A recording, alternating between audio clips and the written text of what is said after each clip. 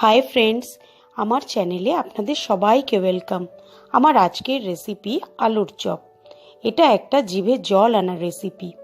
বাঙালি মানেই কিন্তু সন্ধেবেলা মুড়ি আর তেলে ভাজা সবার প্রিয়। আর এই তেলে ভাজার মধ্যে সবথেকে সেরা হলো আলুর চপ। চলুন দেখে নিই কীভাবে খুব সহজেই বাড়িতে বানিয়ে ফেলা যায় এই আলুর চপ। এখানে আমি 5টা আলু ভালো করে প্রেসার কুকারে সেদ্ধ করে নিয়েছি। এই আলুগুলোকে এবার আমি ম্যাশ করে নেব।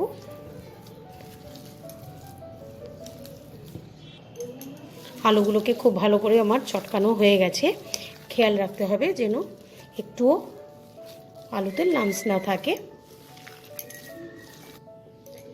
এবার এতে আমি শুকনো খোলায় ভেজে রাখা জিরে আর শুকনো লঙ্কা আমি গুঁড়ো করে নিয়েছি, এটাকে দিয়ে দেবো।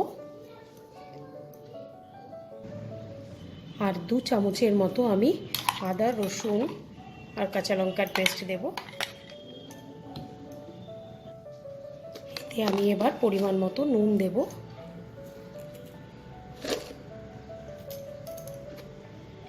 আর একটু হলুদ গুঁড়ো দেব। দিয়ে এটাকেও আমি খুব ভালো করে মেখে নেব।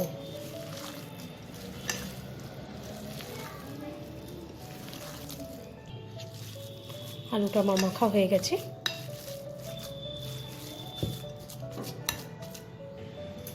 আমি গ্যাসে একটা প্যান নিয়ে নিয়েছি।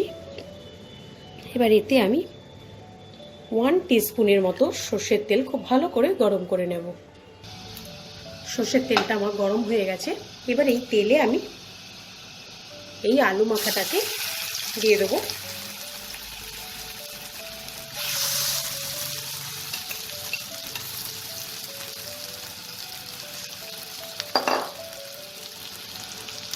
এই আলুটাকে আমি একটু তেলে হালকা নাড়াচাড়া করে নেব।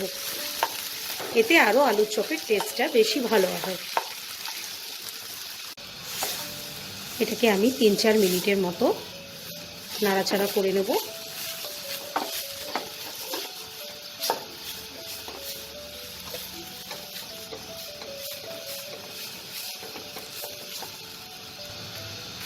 আলুটা আমার একদম রেডি হয়ে গেছে। এটাকে আমি এবার ঠান্ডা করে নেব।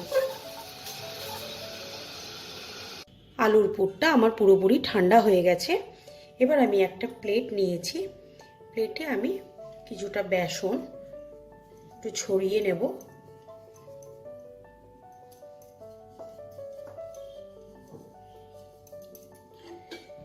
এবার আমি এই আলুগুলোর থেকে এরকম ছোট ছোট বলস তৈরি করে নেব। হাতের তালুতে আমি একটু বেসন ছড়িয়ে নেব। নিয়ে এইবার এই আলুর বলসগুলোকে হাতের তালুতে নিয়ে আমাকে এরকম করে চ্যাপ্টা করে নিতে হবে। এই আলুর পুরটা আমি যতটা চ্যাপ্টা করব আমার চপের টেস্টটা ততটাই ভালো হবে।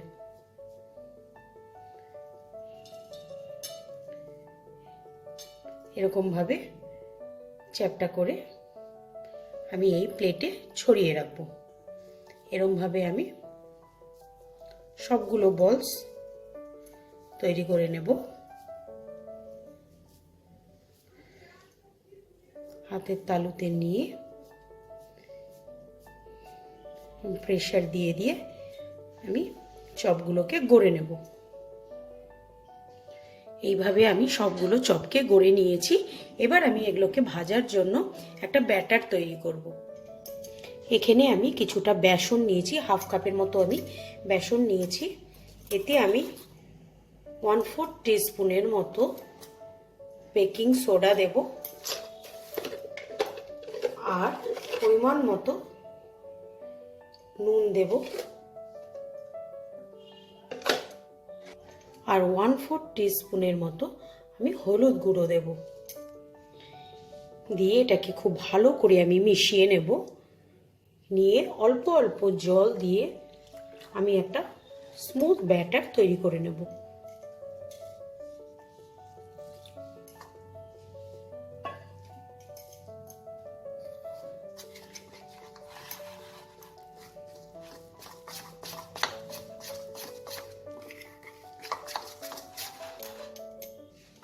দেখুন আমার ব্যাটারটাকে আমি তৈরি করে নিয়েছি।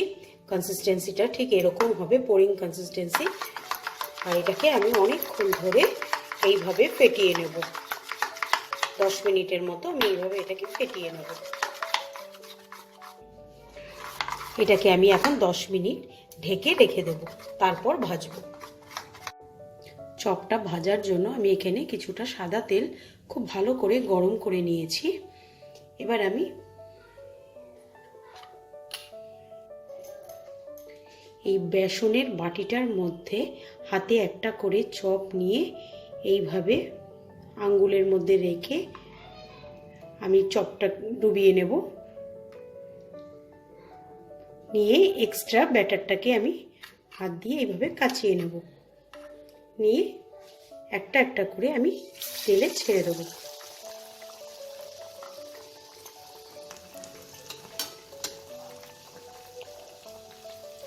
আমি এখানে একটা একটা করেই ভাজবো, কারণ এখানে আমার কড়াইটা ছোট। আপনারা যদি বড় কড়াই ইউজ করেন একসাথে দুটো তিনটে করে ভাজতে পারবেন। আমি দুপাশ লাল করে ভেজে নেব। দেখুন চপটা আমার দুপাশ থেকেই খুব সুন্দরভাবে লাল হয়ে গেছে। আমি এবার এটাকে তেল থেকে তুলে নেব। আরেকটা আমি ভেজে দেখিয়ে দিচ্ছি। এইভাবে আমি আলুটাকে ডুবিয়ে নেব। ডুবিয়ে এক্সট্রা বেসনটাকে আঙুল দিয়ে কাচিয়ে আমি এটাকে তেলে ছেড়ে দেব।